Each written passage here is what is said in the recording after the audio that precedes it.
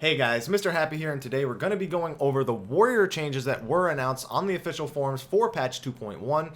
Keep in mind that all the changes that we're going to discuss here are themselves subject to change, and the numbers you hear here may vary from the values that go live in patch 2.1. So with them saying that, hey, we know Warriors are in a bit of a tight spot, we're going to be buffing them, people have been going nuts ever since they announced that in the last live letter. Just saying, what are you doing? What are you doing? Please give us some hints. Tell us anything, little, just one ability, anything. Well, Yoshi-P did more than that. He gave you everything. He said, this is all the changes we currently have planned. I hope you enjoy them, and we're still testing them, but this is what we have so far. Let me know what you think. So, I went nuts. I saw it because I really love Warrior tanks. It's something that if I had to tank, I would want to play a Warrior. I think they're a great job that just needed some tweaks. And I made a video about some of the tweaks that I thought they could get.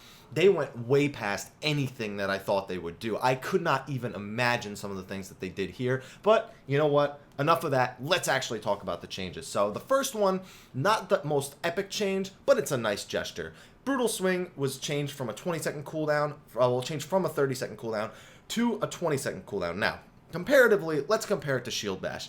It's off the global cooldown, so you can do it between abilities.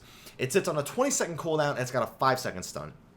Whereas Shield Bash is on the global cooldown, so it can be spammed, has a 6-second stun, does more damage, and costs 150 TP. So, realistically, these seem, I know it doesn't seem it, but they seem about even for what they do.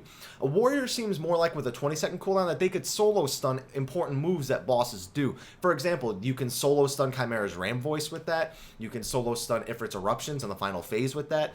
So it seems like Warriors are meant to be more boss stunners, whereas if you really need to chain stun something, Paladin still has a place. So, balanced? Yes. I think this is far more balanced than it was before, especially considering that Brutal Swing does have the advantage of being off the global cooldown. Let's move on. That was just the first of many changes. Now, next one. This one's a little bit odd. Overpower. Enmity generation was increased for this move. Now, let's take a look at Flash versus Overpower really quick. Flash uses MP, a resource that Paladins can use Riot Blade to replenish. Fair enough. And Overpower uses TP, which is a vital resource that the Warrior, at least currently, has no way of regenerating without either passively regenerating it or having a Bard Sing Payon. So, I guess that the reason behind this enmity generation, if I had to guess, would be that they need it to have a bigger enmity increase just because it's using your most vital resource, and if you don't have that resource, that's it, you're done. So it needs to be more powerful to make up for the fact that it's using so much of your TP.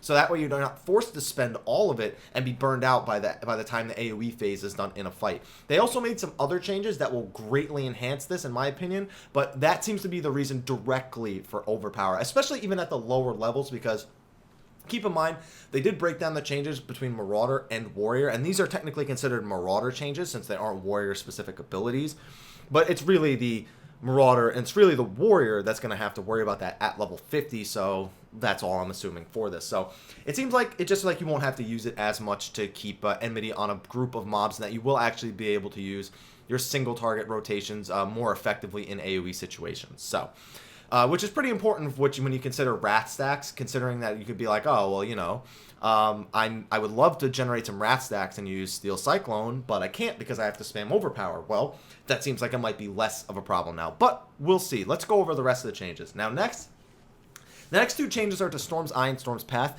and they had the same change. They both had their TP costs brought down to 60. Now, that brings them both in line with Butcher's Block, which also has a 60 TP cost, which makes sense. Warriors have to make a lot of decisions. They have to decide, do I want Storm's Path, do I want Storm's Eye, or do they want Butcher's Block? So the fact that they're all 60 TP makes them all a little bit more attractive in the long run when considering that you have to be TP conscious until the end of the fight. Now, keeping that in mind, I know I said use Storm's Path, and in the past, Storm's Path's never even been considered a choice. I mean, realistically, it's never been a choice in the past, but now Storm's Path is getting an additional effect. On top of the 50% damage heal, which, by the way, is minuscule, reduce the damage dealt by enemies for a period of time. Now, that's interesting because that vague wording sort of tells me it's still very early in the testing phase, that they're not exactly sure how much damage they want it to reduce and for how long. So they're giving us a very vague statement of what they want to do to Storm's Path. So Storm's Path and its healing effect have always been laughed at. So with this change, I think thematically, if they balance it correctly, it's very well designed. I mean, you have the choice between Storm's Eye, which will increase the amount of damage that you and any other tanks in the party do, or you have Storm's Path, which will reduce the damage that you guys take. So I think thematically, it's a very strong decision, and it does require you as a warrior to make a more conscious decision. Oh, Mountain Buster is coming? Well, I should probably use Storm's Path then instead of Storm's Eye. You know, you get to make decisions like that now, and I think it's really good for the health of the warrior job. And it's similar to Rage of Halone, because Rage of Halone does decrease strength, although Storm's Path will likely be way more effective, but we have to consider all the balancing that take into place, like, is it going to be as strong as Rain of Death? It's only going to be on a single target very clearly, so I'd imagine that they can make it a little bit. You could probably make it as strong as Rain of Death, but because it's so spammable and its TP cost is very low, I would want to say that they're not going to go all too crazy with the numbers on this one, and that it's not going to be super high, maybe a 5% damage decrease for 10 seconds or something like that. Something very minor, I would imagine. But that's all speculation until they give us the numbers. Let's move on to Holmgang, which is one of the biggest changes. People are going nuts over the Holmgang changes because it gave something that warriors have always wanted. It gave them a quote-unquote hallowed ground-like ability, I cannot die during this time ability. So let's actually read the changes first, though. Now, the range was increased to 6 yalms. That's the first change. Now, the range being increased, just being kind to warriors, because the range was 3 yalms before, and let's be real, 3 yalms is like nothing. I can barely measure that being in range of an enemy. Am I tanking it? It's in range of Holmgang, and that's pretty much it. This will give you a little bit more leeway in terms of range and how the actual ability works now.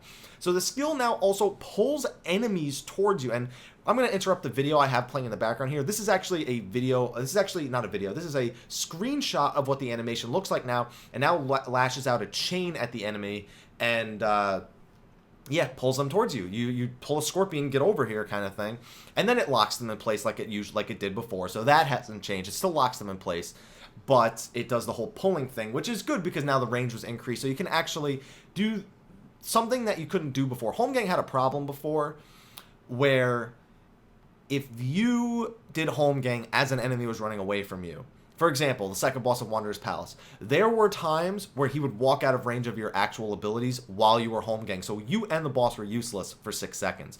Granted, you were saving somebody in the process, but you yourself were also completely useless. You couldn't do any damage, you couldn't generate any enmity, you couldn't do anything from the range that it blocked you out away. So that also prevents that from happening, which is very good. And the final change is you cannot fall below 1 HP during the effect. Now, not being able to fall below 1 HP gives warriors a more thematic version of Hallowed Ground. Holmgang in ancient, I forget what culture it was Greek or Rome or something like that. It's one of the European, cultures from, many thousands of years ago. It was a battle between 2 men and you were not allowed to leave a circle. So this is sort of the I'm fighting to my last breath kind of deal where it's, you're not going to go out without a fight. You're just really hanging on to dear life right here. And, but some people have concerns about it because people are reading it as Hallowed Ground. You're invincible, you can't die. It's not really the same as Hallowed Ground. So the reason why people are a little bit concerned is because it has a 3-minute cooldown versus Hallowed Ground's 7-minute cooldown. You have to remember a few things though. Holmgang only lasts 6 seconds, at least in its current iteration in 2.0, and Hallowed Ground lasts 10 seconds. Also, it doesn't make you invincible, it makes you unkillable. Now, the difference between that is a Paladin can pop Hallowed Ground, have full HP for 10 seconds, and not need any healing for the remainder of the duration. Whereas a Warrior is using Holmgang just to stay alive long enough so that you can heal him up to full HP before Holmgang wears off. It's not like you can stop healing the warrior while Holmgang is up. You still have to be sure to heal him. That's more like, I don't think I can take this hit. Holmgang. Bam. You're all set.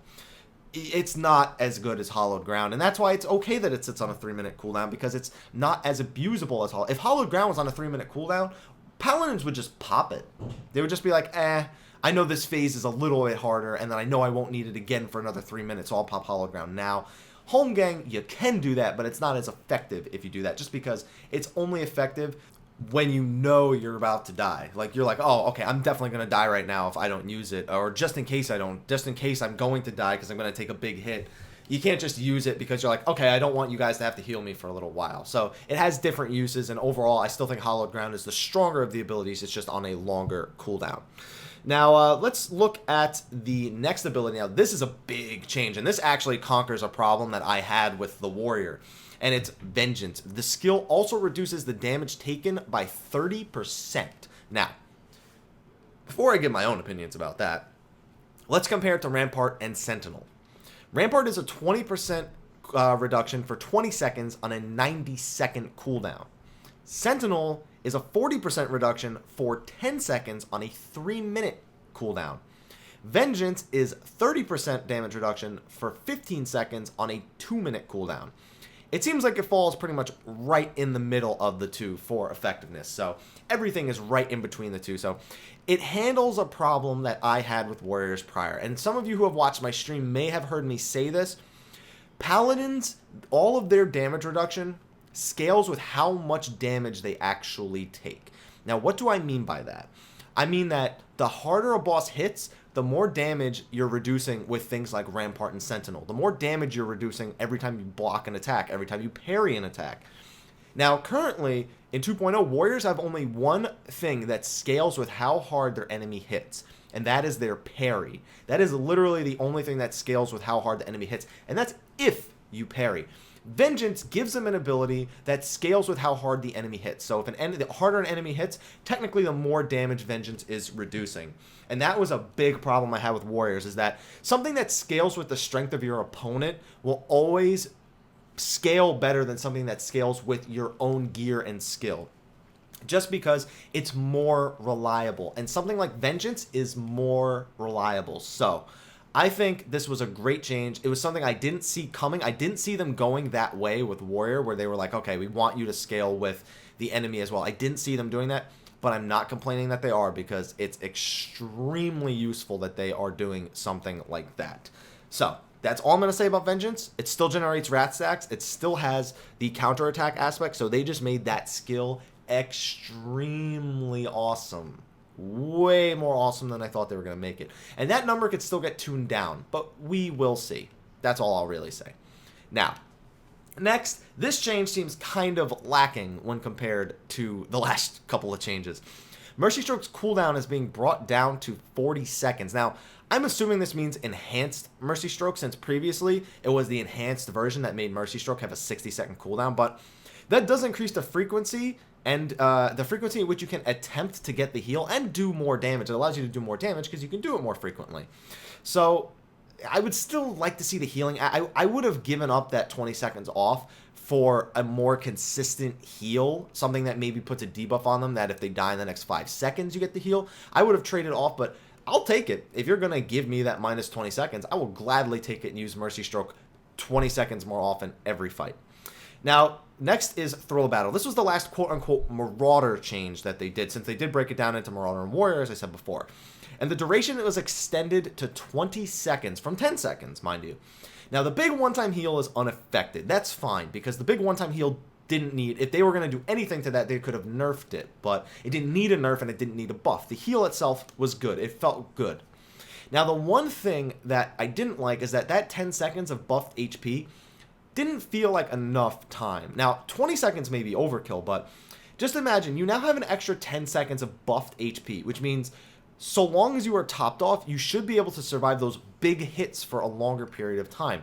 So it means that if you need the oh crap heal, and you needed it, but you weren't using it because you wanted to prepare for a move that was going to hit you hard, you were using it because you were about to die, and you needed to stay alive to let the healers top you off. Now, with the extended duration, it's still a defensive cooldown in a sense that you have so much HP that you're more likely to survive that big hit, even if it doesn't come when it was initially planned.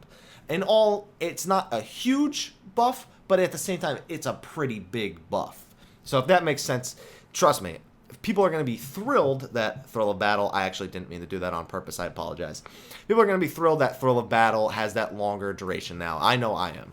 And that's it for the Marauder changes. Now let's actually look at the Warrior changes, because one big change, unmatched change, Defiance. Now, the first part of the Defiance change was that the enmity generation was increased. Now, this is why I felt it was kind of weird that they decided to buff both Overpower and Defiance, but I guess I see why they're buffing Defiance. Now, let's look at all the choices Warrior has to make. Now, enmity generation was increased, likely to encourage Warriors to use both Storm's Path and Storm's Eye more frequently without fear of losing aggro. If you look at a Paladin, they'll just spam Rage of Halone combos and generate a ton of enmity over and over and over again.